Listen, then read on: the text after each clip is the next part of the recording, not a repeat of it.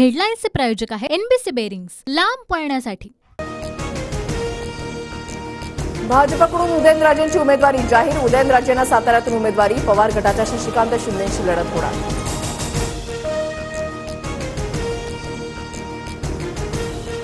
उदयनराजेंची उमेदवारी जाहीर होताच राणेंच्या उमेदवारीवरून कार्यकर्त्यांची धाकधूक वाढली। एक दिवस थांबा, उद्या रामनवमीला जल्लोष करणार, नितेश राणेंचं सूचक विज्ञान। कोल्हापूरमध्ये शाहू महाराजांची प्रचार रॅली। अर्ज भरण्यापूर्वी मवियाकडून शक्तीप्रदर्शन। सतेज पाटील, जयंत पाटील प्रचार रॅलीमध्ये सहभागी। भाजपच्या राम सातपुते, रणजित निंबाळकरांचे उमेदवारी अर्ज दाखल। सोलापूरमध्ये फडणवीसांच्या उपस्थितीमध्ये जाहीर सभेचं आयोजन।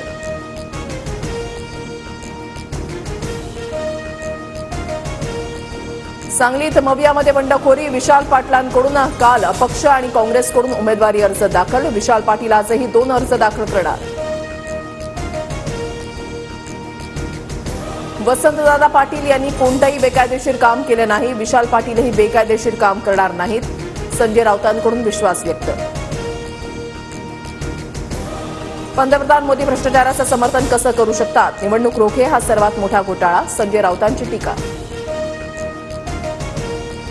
अमरावती लोकसभेची निवडणूक ग्रामपंचायतीप्रमाणे लढायची। मोदींची हवा आहे, या फुग्यात राहू नका। भाजप उमेदवार नवनीत राणांचं वक्तव्य।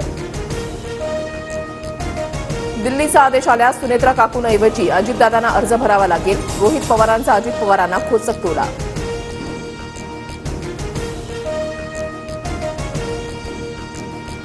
सुप्रिया सुळे, सुनेत्रा पवार 18 एप्रिलला उमेदवारी अर्ज भरणार। दोन्ही गटाकडून जोरदार शक्तीप्रदर्शन होण्याची शक्यता। म्हाड्याचे पवार गटाचे उमेदवार धैर्यशील मोहिते आज उमेदवारी अर्ज दाखल करणार। विजयसिंह मोहितेही अर्ज भरणार। ठाकरे गटाचे धाराशिवचे उमेदवार ओमराजे निंबाळकर आज उमेदवारी अर्ज दाखल करणार। उमेदवारी अर्ज दाखल करण्यासाठी आदित्य ठाकरे उपस्थित राहणार। ठाकरे गटाचे रत्नागिरी सिंधुदुर्गचे उमेदवार विनायक राऊत आज उमेदवारी अर्ज दाखल करणार। शक्तीप्रदर्शन करत विनायक राऊत उमेदवारी अर्ज भरणार।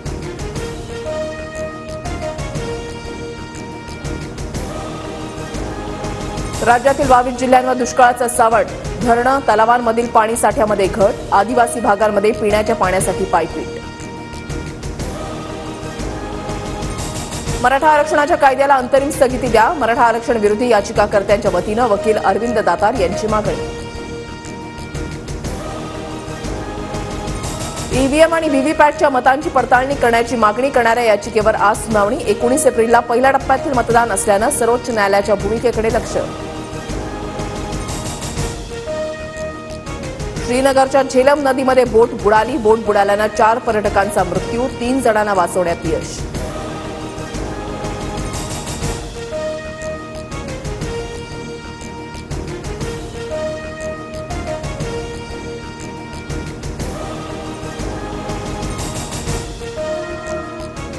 हेडलाईन्सचे प्रायोजक आहे एनबीसी बेरिंग्स, लांब पळण्यासाठी।